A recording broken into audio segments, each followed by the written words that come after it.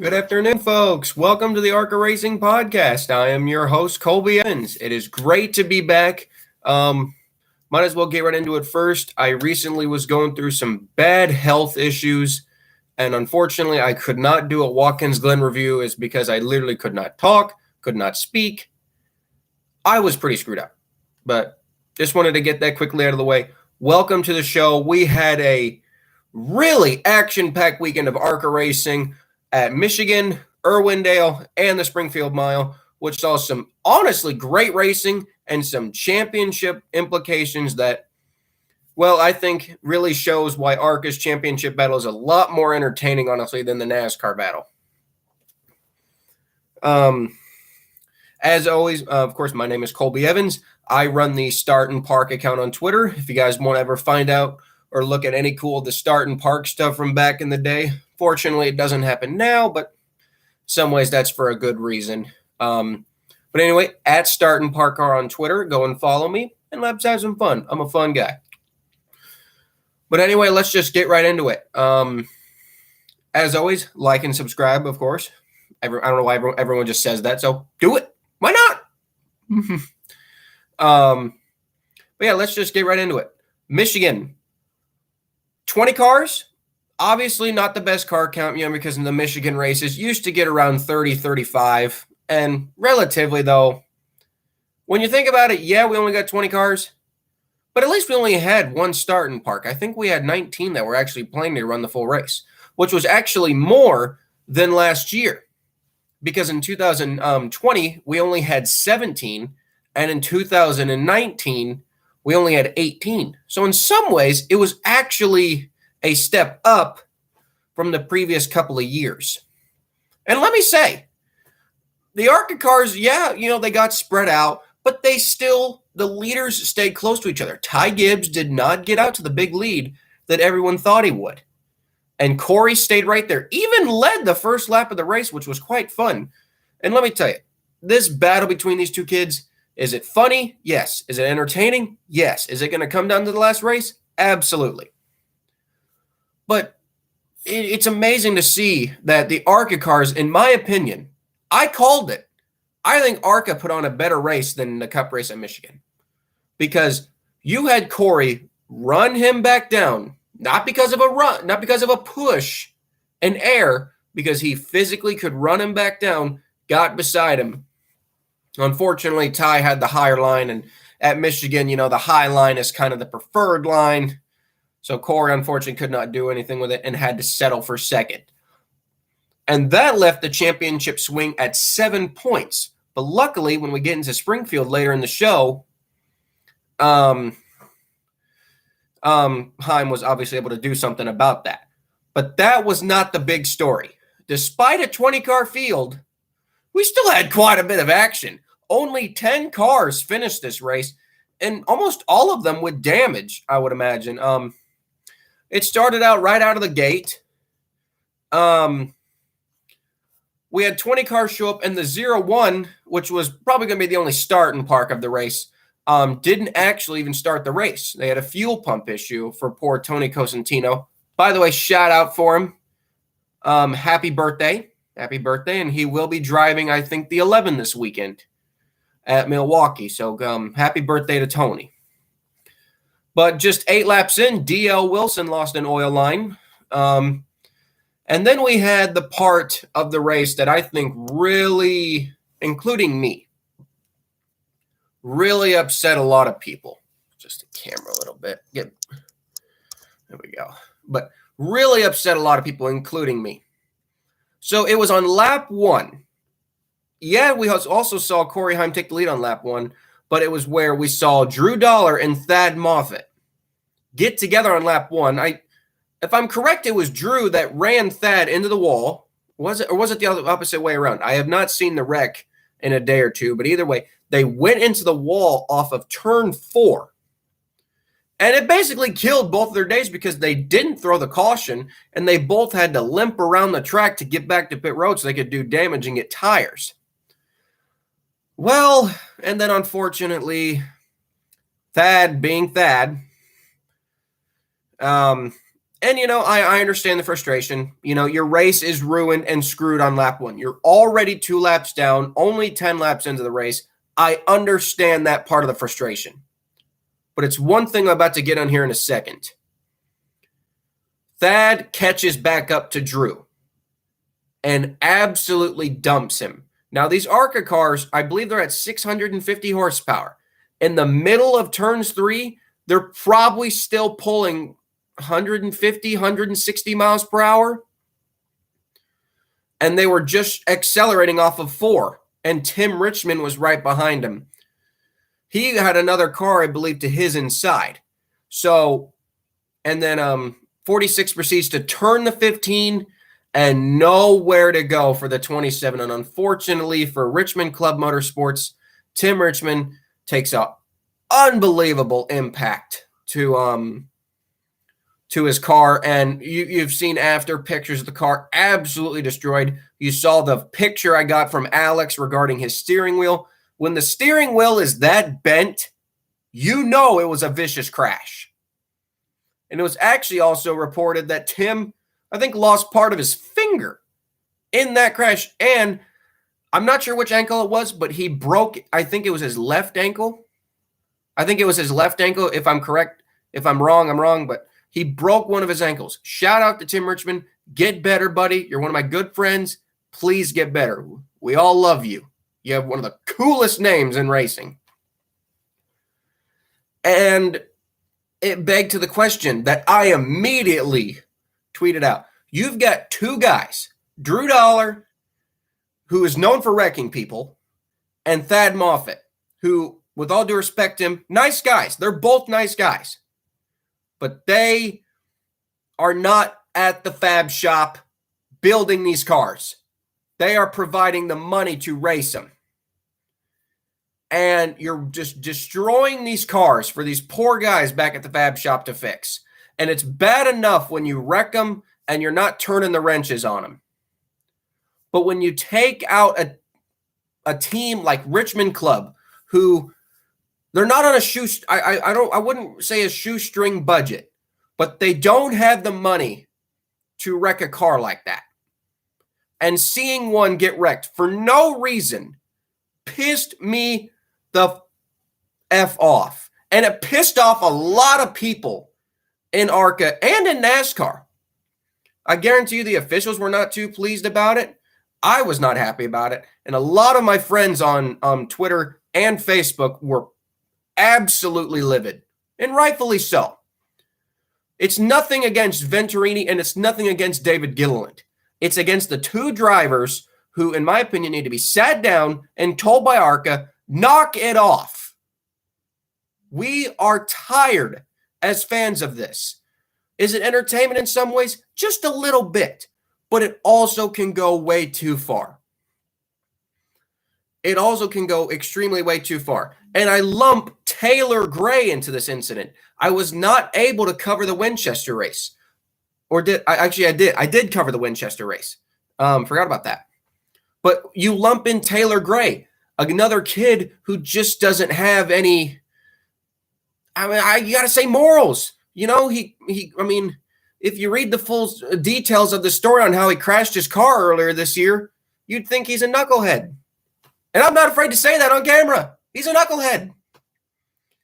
But no, the way he raises people, openly dumping Daniel Dye and causing a huge crash with him and Nick Sanchez.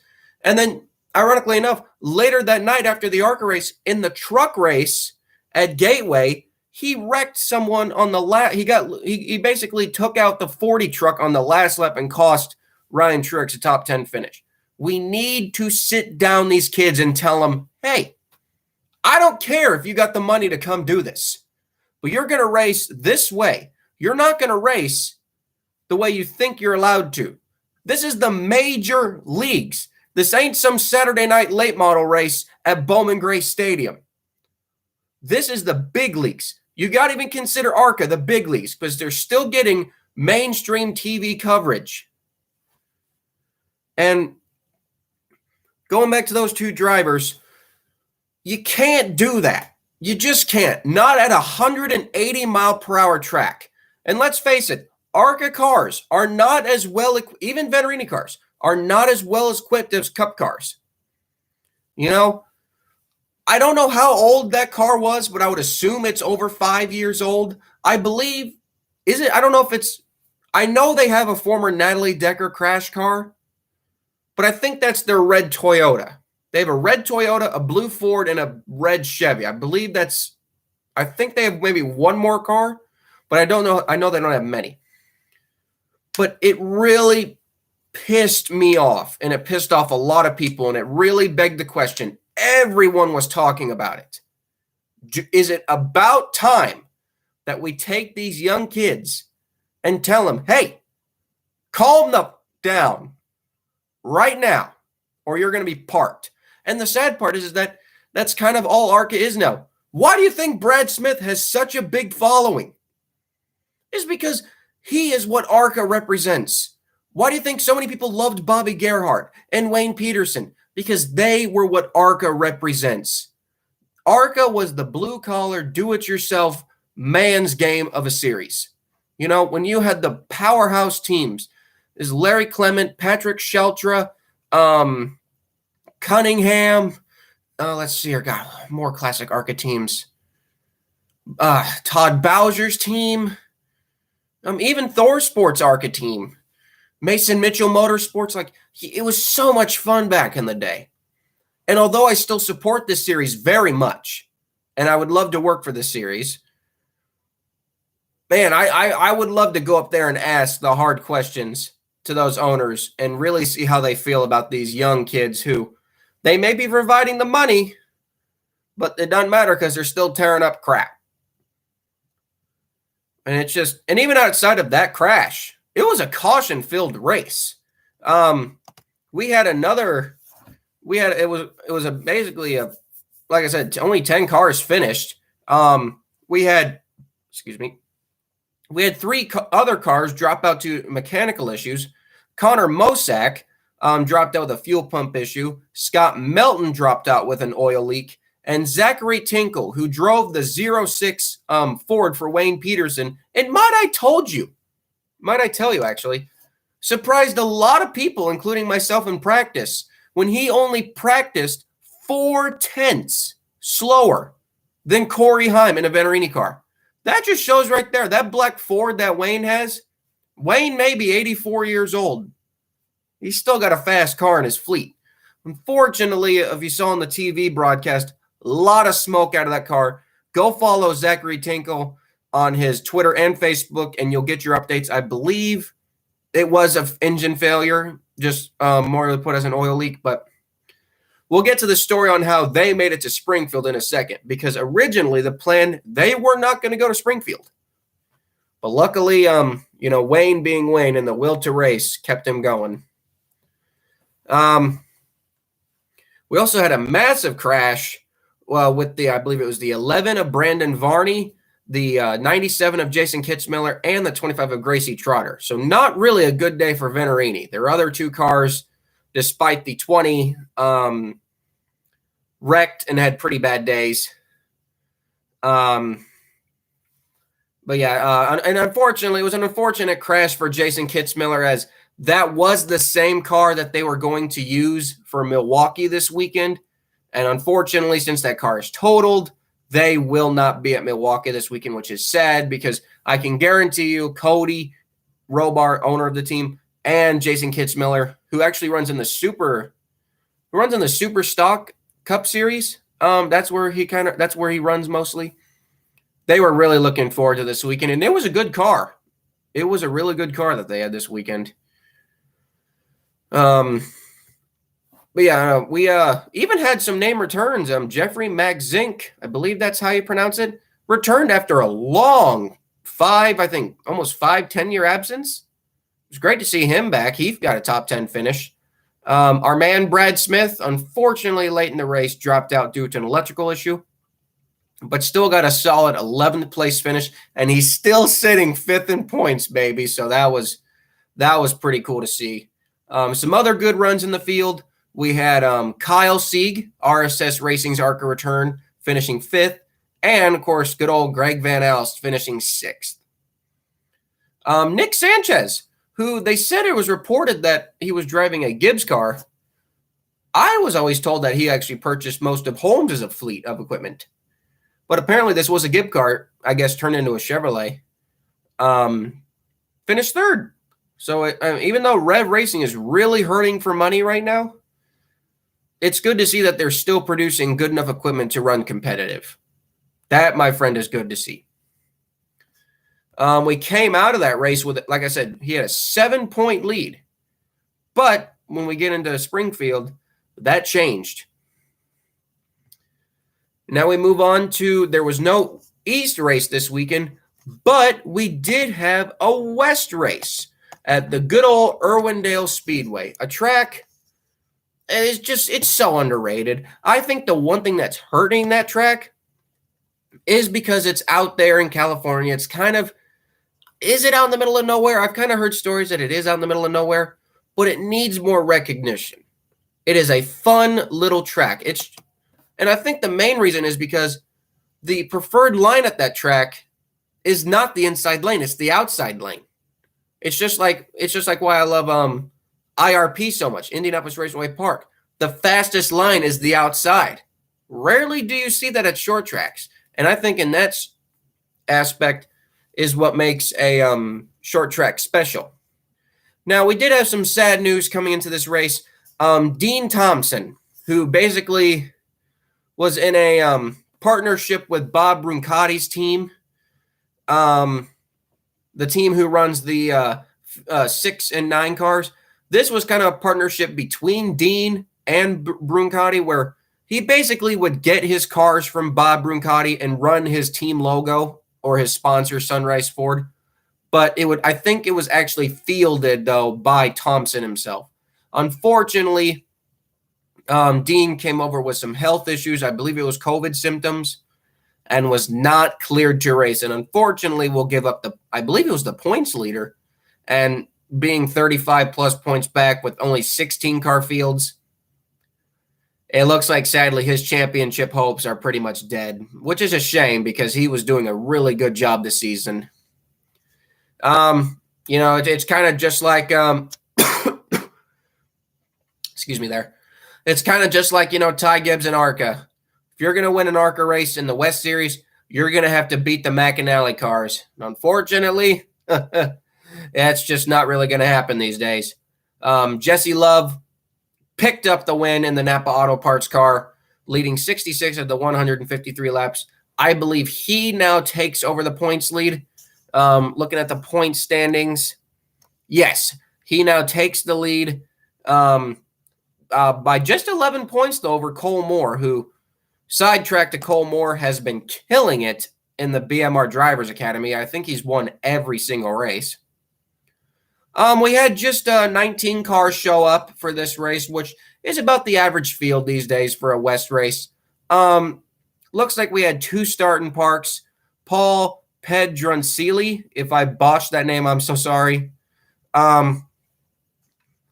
If I'm correct, I think he's been kind of starting parking the whole season. I'm not quite sure, but he did run the first 2 races, but he started and parked the last 2. And I wouldn't really be shocked to help field his son, Paul Jr.'s. I mean, it's kind of like the classic start and park one, the other one runs the full race type deal to get extra money, because sometimes that extra $1,000 can really go a long way. But we had 17 cars attempt the full race. 15 of them finished. It was also great to see Takuma Koga finally get a top 10 finish. It was good to see. Bobby Hillis Jr., I mean, he's basically the Brad Smith and Wayne Peterson of the West Circuit. Everyone loves him. He finished the race, which I was happy to see. I just thought he would park it early, but nope. Finished the race 12th. Of course, we had 3 women in this race. We had, I'm going to botch this, Mariah Baudrieu. I'm so sorry if I botched your last name. Bridget Burgess and Amber Balkin. Now, obviously, Amber in a Bill McAnally car, she was probably going to be the fastest one anyway. But still, great to see that we still have a big support of women in ARCA, because we have 3 in the West Series, and let's see here, we have 1 in the main series, or 2 actually in the main series, and I think 1 in the East Series. I'm not quite sure, but even though NASCAR may not have that many women right now, ARCA's got like 5, which is great to see. And they can actually drive. Bridget, Mariah, and Amber can actually drive. And that's something you don't normally see from NASCAR drive. From that that's just something you don't normally see when it comes to them in good equipment. Sorry, I just was looking up the race results and I accidentally went to the wrong race. But anyway, I believe this is out of 11 races. So we're only halfway through the West season. An 11-point gap, that can sure change. But to win the championship and win that race, win the champion. This is what I love about live YouTube. To win the championship, and even with these short car counts, you're practically going to have to run top 3, top 5 every week, because Cole Moore is right there. But I think it's going to be pretty tough to beat. Excuse me. The Jesse Love and Bill McAnally team, is, I think they go for their 2nd straight title, even though they're using a different car number. Springfield. ARCA was actually running. Now, a lot of people were kind of shocked to see that ARCA was running 2 races in one weekend. But I guess people did not remember the fact that last year on a Thursday, we had the ARCA race at Bristol. That infamous big ARCA race at Bristol where we had a great field, even though it was kind of a demolition derby. Well, that Saturday, just 2 days later, they were in Winchester. And people were like, oh, it's going to kill the car counts, which it did. We had 27 on Thursday, and just 14 cars showed up to Winchester. And kind of the same thing happened here. We had 20 cars at Michigan, and we only had 16 cars here. Because, for the ARCA teams, it's hard. It really is hard to get that turnaround and be able to be competitive 2 races in a row. Now, obviously, this race was going to be a little bit different for the start of the reasons, as we saw on the entry list. I was told by some friends that they were not going to be able to race, and sure enough, Nick Sanchez and Thad Moffitt did not have the funding for this race.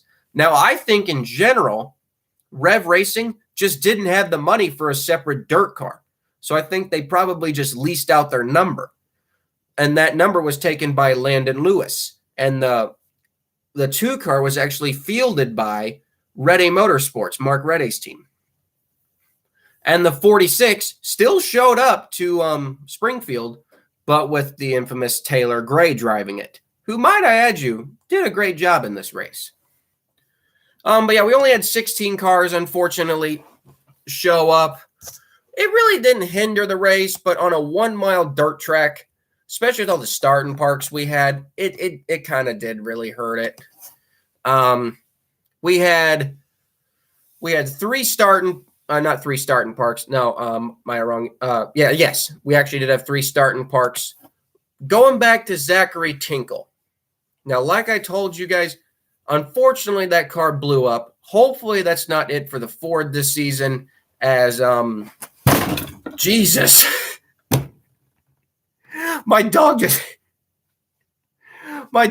hit the desk. I'm sorry. I cannot believe this is going to be live. No, but, I can't stop laughing. Zachary Tinkle, they unfortunately blew up. I hope that's not the end of the season for the Ford, but it might be. Because Wayne, though, didn't give up. He went back to his house in Tennessee and picked up the white plate car. Yep, a restrictor plate car that ran at Talladega and Daytona, ran at a dirt track. Love Wayne Peterson. If you don't respect Wayne Peterson, you're not a race fan. Point blank. Yeah, they brought the Chevrolet in, but it wasn't intended start and park. Obviously the 0-1 start and parked. Obviously Brad, we have dirt tires, but we don't really have the money to risk blowing up the car. So run a couple of laps, get the money, and then just kind of park it for the day. Still fifth in points, and now we hold a comfortable lead over sixth place. And unfortunately, Alex Clubb, who got a lot of TV time actually in the pre-race, unfortunately lasted only 10 laps before his engine expired, which was kind of sad to see, because if he had been able to finish the race, he probably would have gotten about 8th or 9th. This race also featured the return of Justin Allgaier and Kelly Kofsky's team. Now, normally Kelly Kofsky in the number 16, they run this race every year with either Kelly driving or a driver in general. Like back in 2017, I believe it was, they won this race with Grant Enfinger.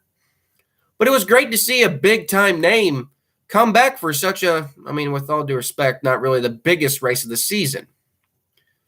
But yeah, and then dirt ringer Ryan Unzinger, who dominated last year, unfortunately did not practice and qualify that well, and just 23 laps into the race lost his radiator. And then kind of the moment of the race that I saw it coming. If you were watching the TV broadcast, you saw it coming. The 11, I believe it was the 11 and the 25, or was it the 11 and the 12? I don't know. But Corey Heim was coming up on the back of 2 lap cars. And, well, rather than just go on the outside around him, wrecked the 11 and sent one of Andy's cars into the wall, nose first, killing it. Sadly, the weekend would not get better for Andy Hillenberg, as I will go into later in the show.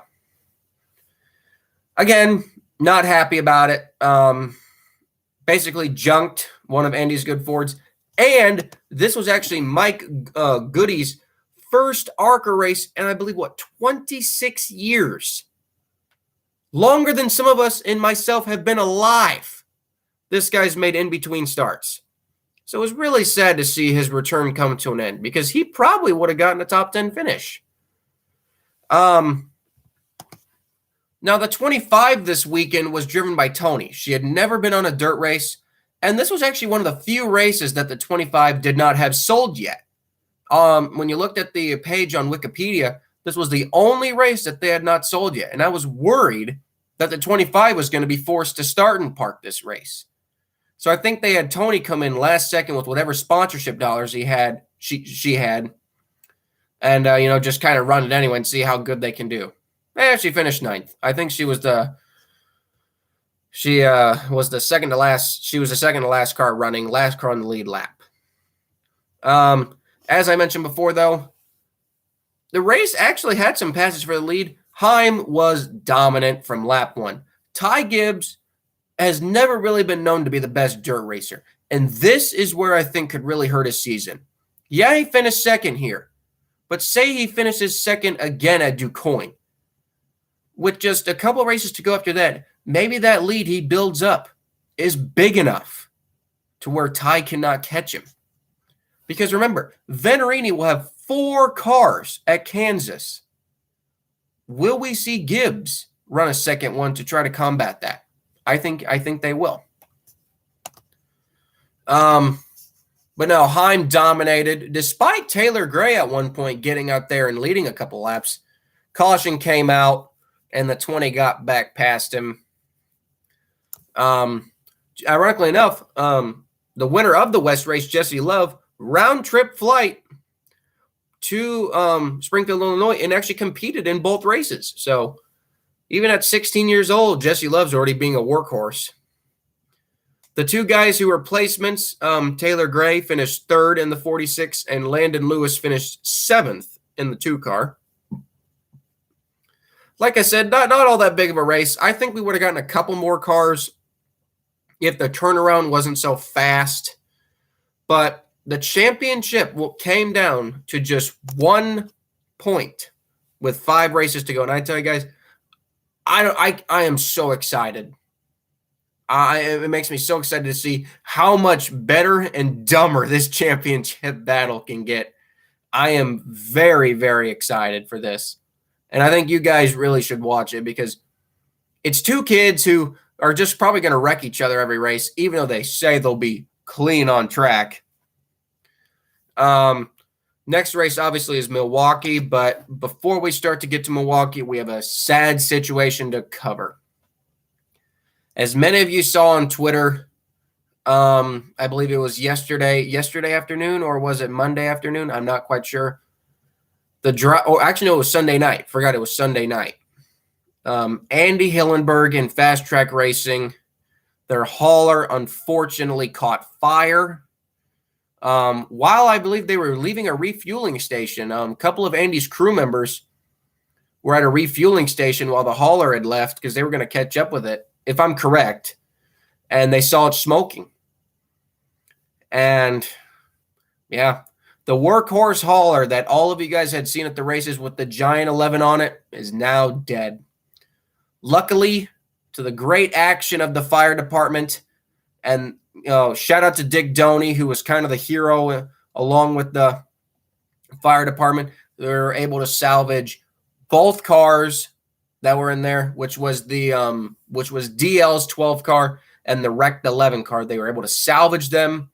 They were able to salvage both pit boxes. Unfortunately, the hauler itself, the tractor was salvageable too, but the hauler trailer itself is done. Unfortunately, a lot of the guys' gear bags were burnt up. All the team radios were burnt up. But, like I said, the good news is that can be replaced. People can't.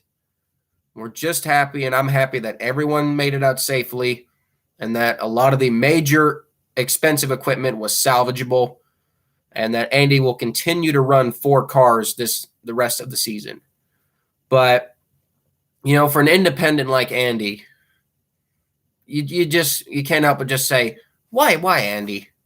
A guy who's worked so hard in this business to really not get much results out of it. They bust their asses every single weekend and they get not the best runs, but that's why you're in this sport. You wouldn't be in this sport if you didn't love it. And that's why I think the racing world should respect Andy Hillenberg a lot more. I mean, hell, he made the 2000 Indianapolis 500. If that's not respect alone, I don't know what else he has to do to get you to love him. But go look at the article. I might put a link into that in the description. Go read the article. You can read it for yourself. You can see the picture actually being the thumbnail. It's just a sad sight, but the good news is this little incident is not going to slow down one of ARCA's longest tenured competitors. And it's just great to see. They will still have 4 cars this weekend. They will still have 4 cars this weekend, I believe, I know Tony is driving one of them. I think Owen's driving one of them. Let's look at the entry list real quick. Bear with me, people. Bear with me as this website takes forever to load. Pulling up the entry list for the Spreacher 150. Yes, we have Arnaut Koch if I butchered that last name, I'm sorry. He'll be in the 10. Tony Cosentino will be in the 11. Stephanie Moyer will be in the 12. Good to see her back. And Jason Miles will be in the 01. So I got it a little mixed up, but still great to see that Andy's still bringing 4 cars to the race every week. 24 cars. Might as well just get into it as well from Andy Hillenberg regarding Milwaukee. Milwaukee returns to racing after being kind of dormant from major racing corporations for a long time. I believe the last main race there was in 2015 at IndyCar. 24 cars, which in reality is not the worst field. It's actually pretty good. This is an East again, this is the part of the last couple of races for the East Series. I believe this is race 5 or 6 for them. Or maybe even 7. I haven't really been keeping track. But obviously with the East Series, you're going to get a car count kind of like what we saw at Iowa with 23 there. We have 24 here.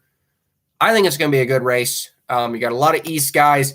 I don't think Ty is going to run away with it this one. I think we'll have Sanchez, Taylor Gray, Corey obviously will be there, Daniel Dye, Sam Mayer.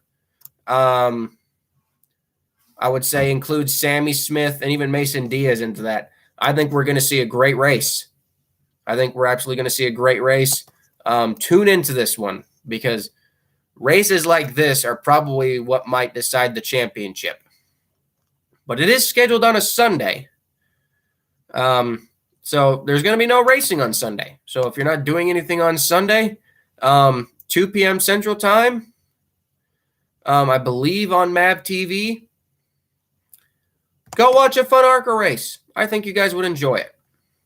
Winner's purse for this race with all contingency sponsors is $19,000. Last place is a measly $1,450. Starting parks expected, obviously. Brad, I wouldn't say maybe he'll start and park this one. With Milwaukee being a big enough track where he can safely keep out of the way, he might try to run the whole distance. The 01 actually has a sponsor, so they might be running the full race this weekend. I think actually maybe all 4 of the Hillenberg cars may be running the full race. The 11 is the only one I could see parking early, and that's because Cosentino, all but one race this season, has ran start and parks. So I think we're only running just one race. One start and park, which is even better. Shows you that we got a lot of depth to this field. But yeah, I'll be watching it, and I might even be doing a live stream. But I really think you guys should enjoy this. I think you guys would love seeing the return of Milwaukee, and it'd be great to have a great audience for this big race. Obviously, kind of a thrown together podcast at the last minute. Didn't really have a lot of time for this, but I wanted to get this uploaded because I want to start doing this podcast every week on the Wednesdays, going toe-to-toe with the NASCAR weekly podcast, guys. I want to go toe-to-toe. It's the Wednesday Night Wars. I just thought that'd be kind of fun. It's the Wednesday Night Wars, me versus them. And but anyway, as always, like and subscribe for this, guys. Shout out any ARCA people who you guys want to be on the show in the comments. I'm trying to get a couple of guests lined up. Maybe within the next 2 episodes, we will feature a guest. I really am trying to get this for you, folks. Obviously, shout out ARCA Racing. Shout out to Menards, General Tire for sponsoring the video because they are the ARCA Menards series, and General Tire for being the main tire of there. And, of course, keep your stick on the ice, red-green reference. And have a great day, folks. And I hope you enjoy this podcast, and we'll see you all next week. Bye-bye.